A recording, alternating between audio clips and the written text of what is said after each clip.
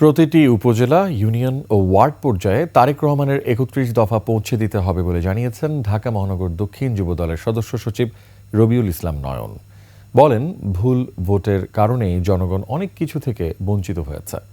মাগুরা প্রতিনিধি Masum বিল্লার তথ্যচিত্রে desk report.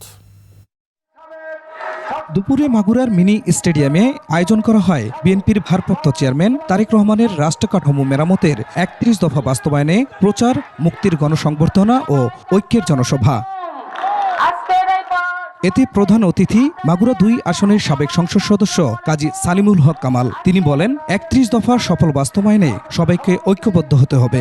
আমরা সবাই মিলে যদি এক থাকি, ইনশাআল্লাহ আমাদের সামনে আর কেউ দাঁড়াতে পারবে না।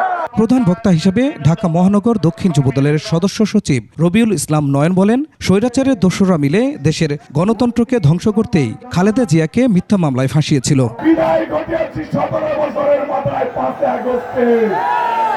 এবার হলো দলের ভিতরে যারা ঘাপটি মেরে থেকে দলকে ক্ষতিগ্রস্ত করতে চায়, তাদের বিরুদ্ধে যুদ্ধ ঘোষণা করলাম।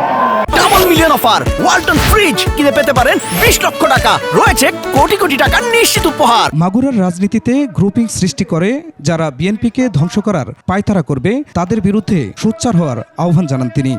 গ্রুপিং সৃষ্টি করে জিয়া পরিবারের হাতকে ধ্বংস করার ষড়যন্ত্রে লিপ্ত হয়ে মাগুরা ২ আসনকে ধ্বংস করেছে, মাগুরাকে ধ্বংস করেছে। সেই ধ্বংস লীলা থেকে, এই ভূমি লীলা থেকে কাজী সালিমুল হক কামালের নেতৃত্বে আজকে এই মঞ্চে বঞ্চিত নেতারা ঐক্যবদ্ধ হয়েছে। জিয়া পরিবারের হাতকে আবার শক্তিশালী করব ইনশাআল্লাহ। বিএনপির ভারপ্রাপ্ত চেয়ারম্যান তারেক রহমানের পক্ষে সবাইকে ঐক্যবদ্ধ হওয়ার আহ্বান জানান তিনি। খুরশিদ আলম মুকুল, ডেস্ক রিপোর্ট, ২১ টেলিভিশন।